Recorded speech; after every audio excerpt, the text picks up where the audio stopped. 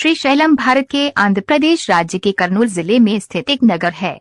ये जिले के श्रीशैलम मंडल का मुख्यालय भी है। श्रीशैलम हैदराबाद से 232 किमी दक्षिण में नल्लमला पहाड़ियों में कृष्णा नदी के किनारे बसा हुआ है। धार्मिक स्थल श्रीशैलम हिंदुओं के लिए एक पवित्र धार्मिक नगर है। ये में बसा हुआ है। यहाँ भगवान मल्लिकार्जुन स्वामी और भ्रमराम को समर्पित मंदिर है। ये भगवान शिव के 12 ज्योतिर्लिंगों में से एक है। इस मंदिर का मूल उद्गम अज्ञात है। स्कंद पुराण में श्रीशैल कांड नाम का अध्याय है। इसमें उपरोक्त मंदिर का वर्णन है। इससे इस मंदिर की प्राचीनता का पता चलता है। तमिल संतों ने भी प्राचीन काल से ही इसकी स्तुति गाई है। कहा जाता है कि आदि शंकराचार्य ने जब इस मंदिर की यात्रा की तब उन्होंने शिवानंद लहरी की रचना की थी। श्रीशैलम का प्राचीन हिंदू पुराणों और ग्रंथ महाभारत में भी संदर्भ आता है। भौगोलिक विवरण, यहाँ कृष्णा नदी पर एक बहुउद्देशीय बांध भी बना है जो कि राज्य की सिंचाई जल और विद्युत आपूर्ति में सहयोग देता है। यह बांध हैदराबाद से 245 किमी और नांदयाल से 132 किमी दूर है। श्रीशैलम की स्थिति 16.0833 उत्तर अक्षांश तथा 78.8667 पूर्व देशांतर पर है, 4 पर है। इसकी समुद्र तल से ऊंचाई 409 मीटर 1345 फीट है। मल्लिकार्जुन ज्योतिर्लिंग के बारे में, मल्लिकार्जुन ज्योतिर्लिंग 12 पवित्र ज्योतिर्लिंगों में द्वितीय स्थान पर है। ये आंध्र प्रदेश में कृष्णा नदी के तट पर श्रीशैल नाम के पर्वत पर स्थित है। इस मंदिर को दक्षिण का कैलाश पर्वत कहा गया है। महाभारत में दिए वर्णन के अनुसार श्रीशैल पर्वत पर भगवान शिव का पूजन करने से अश्वमेध यज्ञ करने के समान फल प्राप्त होता है। माता पार्वती का नाम मल्लिका है और भगवान शिव को अर्जुन कहा जाता है। इस प्रकार सम्मिलित रूप से वे श्री मल्लिकार्जुन ज्योतिर्लिंग के नाम से यहाँ निवास करते हैं। मल्लिकार्जुन ज्योतिर्लिंग देवी का महाशक्ति पीठ भी है। यहाँ माता सती की ग्रीवा, गर्दन या गला गिरी थी। मल्लिकार्जुन ज्योतिर्लिंग मंदिर का इतिहास, पुरातत्व विभाग के अनुसार इसका निर्माण कार्य लगभग 2000 वर्ष पुराना है। इस ऐतिहासिक मंदिर के निर्माण में कई बड़े बड़े राजा महाराजा का योगदान रहा है। इस मंदिर का इतिहास दूसरी शताब्दी से मिलता है। इस मंदिर में पल्लव, चालुक्य, काकतीय, रेड्डी आदि राजाओं ने विकास कार्य करवाए थे। 14वीं सदी में प्रलवम रेड्डी ने पाताल गंगा से मंदिर तक सीढ़ीदार मार्ग का निर्माण करवाया था। विजयनगर साम्राज्य के राजा हरिहर ने मंदिर के मुख्य मंडपम और दक्षिण गोपुरम का निर्माण करवाया था। 15वीं शताब्दी में कृष्णदेवराय ने राजगोपुरम का निर्माण करवाया था। इसके साथ ही उन्होंने यहाँ एक सुंदर मंडप का भी निर्माण कराया था जिसका शिखर सोने का बना हुआ था। सन 1667 में छत्रपति शिवाजी महाराज ने इस मंदिर के उत्तरी गोपुरम का निर्माण करवाया और उन्होंने मंदिर से थोड़ी ही दूरी पर यात्रियों के लिए एक उत्तम धर्मशाला भी बनवाई थी। मल्लिकार्जुन ज्योतिर्लिंग की कहानी, पौराणिक कथानक के अनुसार शिव पार्वती के पुत्र कार्तिकेय और गणेश भगवान दोनों में विवाह करने हेतु इस बात पर विवाद हुआ कि पहले किसका विवाह होना चाहिए। इस विवाद को समाप्त करने के लिए दोनों अपने माता पिता के पास पहुँचे। उनके विवाद का समाधान करने के लिए माता पार्वती और भगवान शिव ने कहा कि तुम दोनों में जो भी इस पृथ्वी की परिक्रमा करके पहले यहाँ आ जाएगा उसी का विवाह पहले होगा। माता पिता की शर्त को पूरा करने के लिए स्वामी कार्तिकेय जी अपने वाहन मोर पर बैठकर पृथ्वी की परिक्रमा करने के लिए चल दिए। श्री गणेश जी स्थूल शरीर के हैं पर महा बुद्धिमान है। उन्होंने अपनी माता पार्वती तथा देवाधिदेव महादेव को एक आसन विराजमान होने को कहा और उनके साथ परिक्रमा कर ली। शिव और पार्वती उनकी चतुर्बुद्धि को देखकर अति प्रसन्न हुए और उन्होंने श्री गणेश का विवाह करा दिया। इस बात से दुखी होकर भगवान कार्तिकेय कैलाश छोड़कर क्रौच पर्वत पर आकर निवास करने लगे। इधर कैलाश पर माता पार्वती का मन पुत्र स्नेह में व्याकुल होने लगा।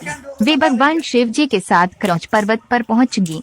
क्योंकि स्वामी कार्तिकेय जी को पहले ही अपने माता पिता के आगमन की सूचना मिल गई थी, इसलिए वे वहां से 3 योजन अर्थात 36 किलोमीटर दूर चले गए। कार्तिकेय भगवान के चले जाने पर भगवान शिव उस क्रौच पर्वत पर ज्योतिर्लिंग के रूप में प्रकट होकर स्थापित हो गए। मल्लिका अर्थात माता पार्वती और अर्जुन अर्थात भगवान शिव, इस प्रकार शिव और शक्ति दोनों के दिव्य ज्योति के सम्मिलित रूप में वे श्री मल्लिकार्जुन ज्योतिर्लिंग के नाम से प्रसिद्ध हुए। हमारे धर्म शास्त्रों के अनुसार पुत्र स्नेह के कारण भगवान शिव और माता पार्वती प्रत्येक पूर्णिमा और अमावस्या के पर्व पर पुत्र से मिलने यहाँ आते हैं। चेंचू लक्ष्मी जनजातीय संग्रहालय श्रीशैलम के पर्यटन स्थलों में एक चेंचू लक्ष्मी जनजातीय संग्रहालय श्रीशैलम के प्रवेश द्वार के निकट स्थित है। इस संग्रहालय में श्रीशैलम के जंगलों में निवास करने वाले लोगों के जीवन की एक झलक दिखाई देती है। इस संग्रहालय में माता चेंचू लक्ष्मी की मूर्ति भी दर्शनीय है। इस जनजातीय संग्रहालय में विभिन्न जनजातियों से संबंधित कलाकृतियाँ, उनके हथियार, दैनिक उपयोग की वस्तुओं, संगीत वाद्य यंत्र और कई अन्य वस्तुएं शामिल हैं। इस संग्रहालय में जनजातियों के सदस्यों द्वारा जंगलों में उत्पन्न प्राकृतिक शहद को एकत्रित करके शहद बेचा जाता है। पालधारा पंचधारा श्रीशैलम से 4 किमी दूर पालधारा पंचधारा श्रीशैलम का आकर्षक पर्यटन स्थल है। यह स्थान एक संकीर्ण घाटी में स्थित है, जहां 160 सीढ़ियां चढ़कर जाना पड़ता है। इस जगह पर भगवान आदि शंकराचार्य ने तपस्या और प्रसिद्ध शिवानंद लहारी की रचना की थी। यहाँ पर साल भर पहाड़ियों से जल की धारा निरंतर गिरती रहती है। आगे जाकर ये धारा कृष्णा नदी में सम्मिलित हो जाती है। इस धारा के जल में कई प्रकार के औषधीय गुण हैं, इसलिए कई लोग इसका जल अपनी बीमारियों को ठीक करने के लिए ले जाते हैं। श्रीशैलम अभयारण्य श्रीशैलम से 30 किलोमीटर दूर स्थित श्रीशैलम टाइगर रिजर्व भारत में सबसे बड़ा टाइगर रिजर्व है। ये श्रीशैलम के प्रसिद्ध स्थानों में से एक है। ये 3568 वर्ग किलोमीटर का क्षेत्रफल में तेलंगाना के 5 जिलों तक फैला हुआ है। इस खूबसूरत अभयारण्य के अंदर आप बाघ के साथ साथ कई अन्य जानवर जैसे लकड़बग्गा, तेंदुआ, चीतल, चिंकारा, चौसिंगा, पाम सिवेट, जंगली बिल्ली, भालू, हिरण आदि देख सकते हैं।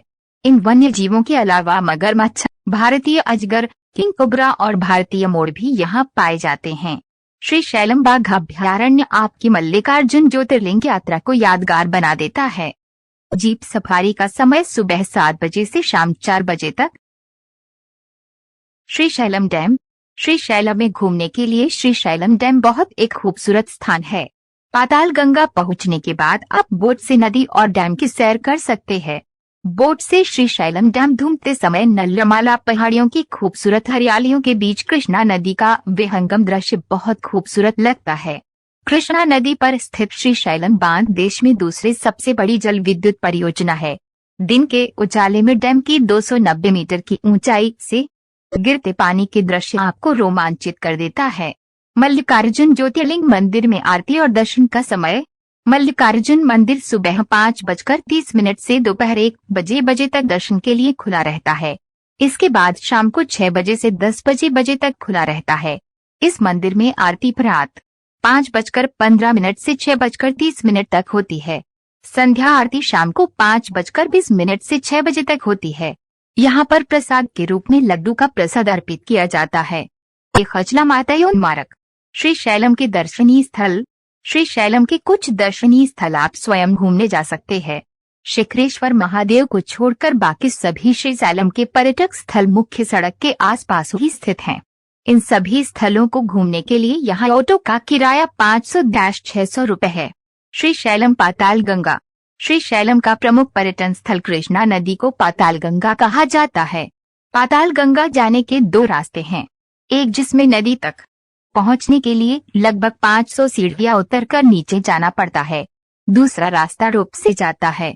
रोपवे से जाना बहुत रोमांचकारी अनुभव होता है।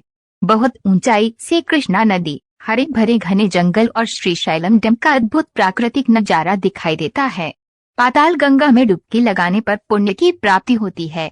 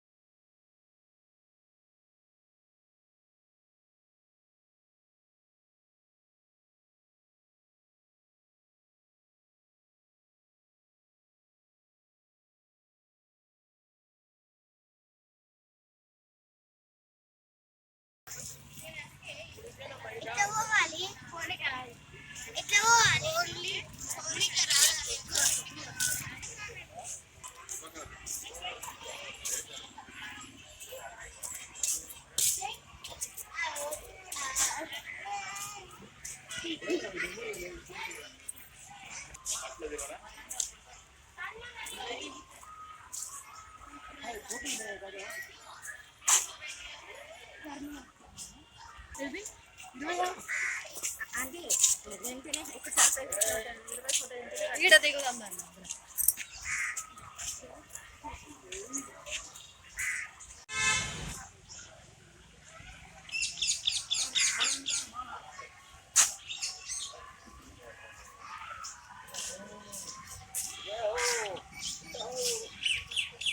जय महादेव।